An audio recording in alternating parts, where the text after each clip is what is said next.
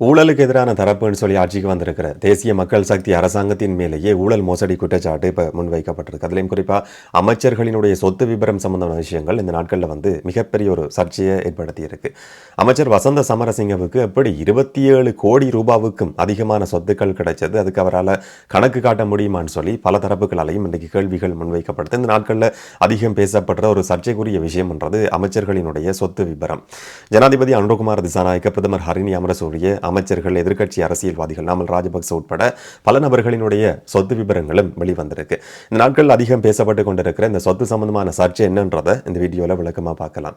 இன்னும் ஒரு பக்கம் நாமல் ராஜபக்சவினுடைய சகா சொல்லி அடையாளப்படுத்தப்படுற சம்பத் மன்னம்பேரி கண்டெய்னர்கள் கொண்டு வரப்பட்ட சம்பவத்தில் தேடப்பட்டு தலைமறைவாகி இருந்த சம்பத் மன்னம்பேரி இன்றைக்கு நீதிமன்றத்தில் முன்னிலையாகி இருக்கிறார். இதுக்கு பிறகு அரசியல் தொடர்புகள் சம்பந்தமான பல தகவல்கள் வெளிவரும் சொல்லி நாங்கள் எதிர்பார்க்க முடியும். இந்த ரெண்டு விஷயங்களையும் பற்றி இந்த வீடியோவில் விளக்கமாக தெளிவாக பார்க்கலாம்.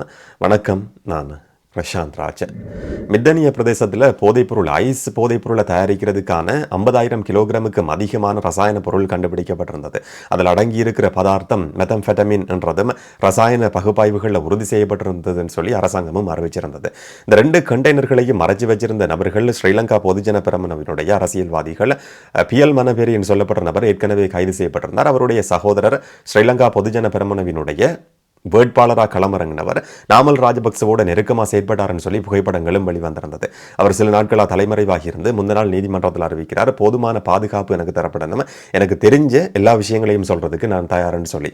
அப்படியான ஒரு பின்புலத்தில் இன்றைக்கு தன்னுடைய சட்டத்தரணிகள் மூலமாக வலசமுல்ல நீதிமன்றத்தில் சம்பத் மன்னம்பேரி முன்னிலையாகி இருந்தார். அவர் சார்பாக முன்னிலையான சட்டத்தரணி சொல்லியிருந்தார், இவர் ஒரு நிரபராதி தான், ஆனால் விசாரணைகள் இப்போ ஆரம்பமாக இருக்கு, அவர் சம்பந்தமாக பிண கோரிக்கையை முன்வைக்கிறதுக்கு நாங்கள் இப்போதைக்கு எதிர்பார்க்கலன்னு சொல்லி அவருடைய சட்டத்தரணியால் ஒரு விஷயம் நீதிமன்றத்தில் அறிவிக்கப்பட்டிருந்தது. அப்படியா இருந்தாலும் நீதிமன்றத்தில் முன்னிலையானதுக்கு பிறகு போலீஸ் போதைப்பொருள் ஒழிப்பு பிரிவால் அந்த நபர் கைது செய்யப்பட்டு அதுக்கு பிறகு வழக்கு விசாரணைகள் ஆரம்பமாகி இருந்தது. இந்த வழக்கு விசாரணையில் சம்பத் மன்னம்பேரி சார்பாக முன்னிலையான சட்டத்தரணி சொல்லியிருந்தார், இந்த கண்டெய்னர்கள் வெளிநாடுகளிலிருந்து இறக்குமதி செய்யப்பட்டது, துறைமுகத்திலிருந்து விடுவிக்கப்பட்டது, மித்தனிய பிரதேசத்துக்கு கொண்டு வரப்பட்டது வரைக்கும் இவருக்கும் இந்த செயற்பாடுகளுக்கும் இடையில எந்த விதமான தொடர்புகளும் கிடையாது. வழியில அது சட்ட ரீதியில் கொண்டு வரப்பட்டிருக்கு, சட்ட ரீதியான முறையில் தான் அது வெளிநாடுகளிலிருந்து கூட இறக்குமதி செய்யப்பட்டிருக்கு. அதுக்குள்ள இருந்த பொருட்கள் என்னன்றது கூட இவருக்கு தெரியாது. வேற யாரோ அதை கொடுத்திருக்க முடியும், அதை கொண்டு வந்த நபர்கள் யாரோ வேணும்னாலும் இருக்க முடியும். அதுக்கான முழு பொறுப்பையும் இவரால் ஏற்றுக்கொள்ள முடியாது. தற்காலிகமான ஒரு பொறுப்பாளராக தான் இவர் செயற்பட்டாரை தவிர அதுக்கான முழு பொறுப்பையும் இவருடைய தலையில் சுமத்த முடியாதுன்னு சொல்லி அவருடைய சட்டத்தரணி இன்னைக்கு அறிவிச்சிருந்தார். இந்த 2 கண்டெய்னர்களையும் சம்பத் மன்னம்பேரி அவருடைய வீட்டுக்கு கொண்டு வந்து வச்சிருந்த சந்தர்ப்பத்தில் வீட்டை சுற்றி இருக்கிறவர்கள் அயலவர்கள் சொன்னாங்களாம், இந்த கண்டெய்னர்ல இருந்து தூசு வெளியேறுது சொல்லி.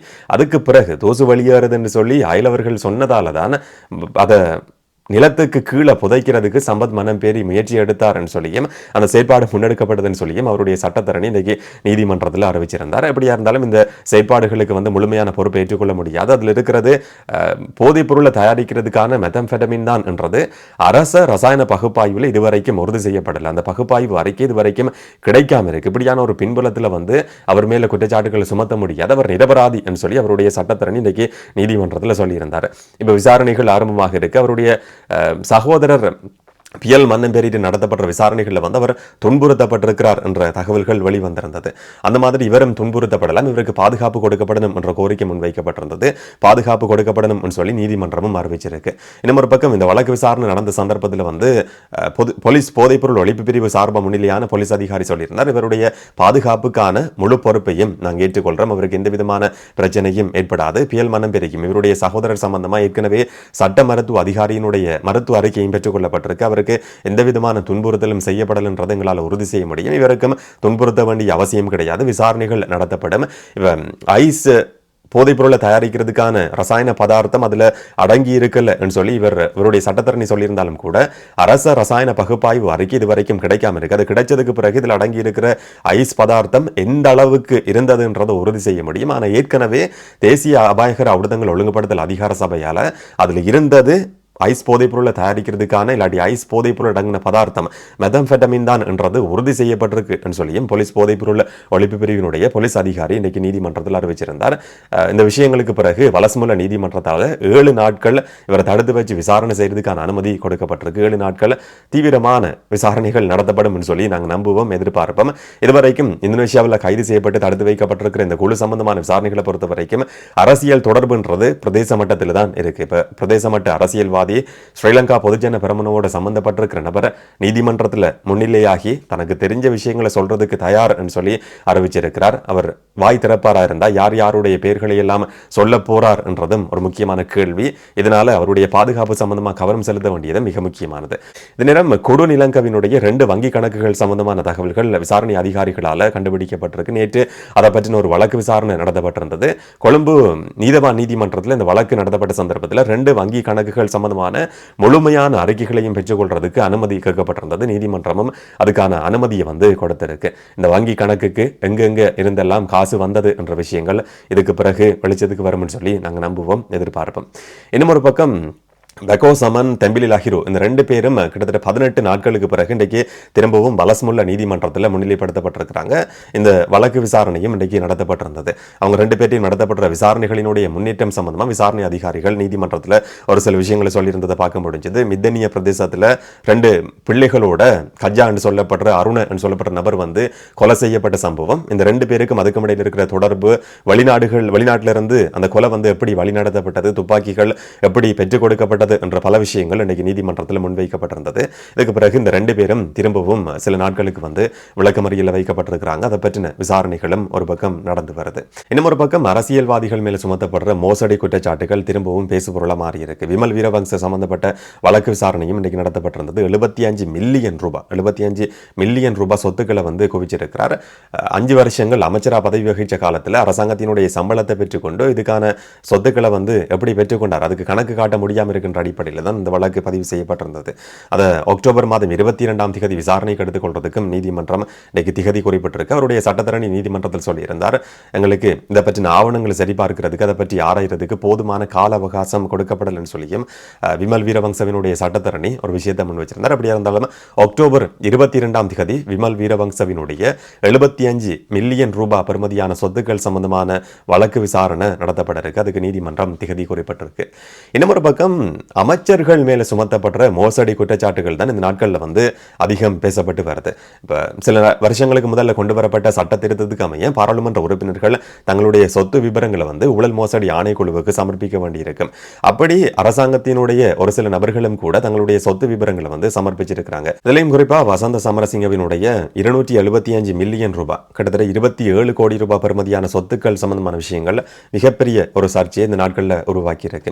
அரசியல்வாதிகள் தங்களுடைய சொத்து விவரங்களை சமர்ப்பிச்சதுக்கு பிறகுதான் இது சமூக ஊடகங்கள் அதிகம் பேசப்பட்டிருந்தது. இன்னைக்கு ஊடகங்களையும் பேசப்படுற ஒரு விஷயமா மாறி இருக்கு. ஜனாதிபதி அனுரகுமார திசாநாயக்கவினுடைய சொத்து விவரமும் வெளிவந்திருக்கு. அவரும் கூட வெளிப்படையா தன்னுடைய சொத்து விவரங்களை ஊழல் மோசடி ஆணைக்குழுவுக்கு சமர்ப்பிச்சிருக்கிறார்.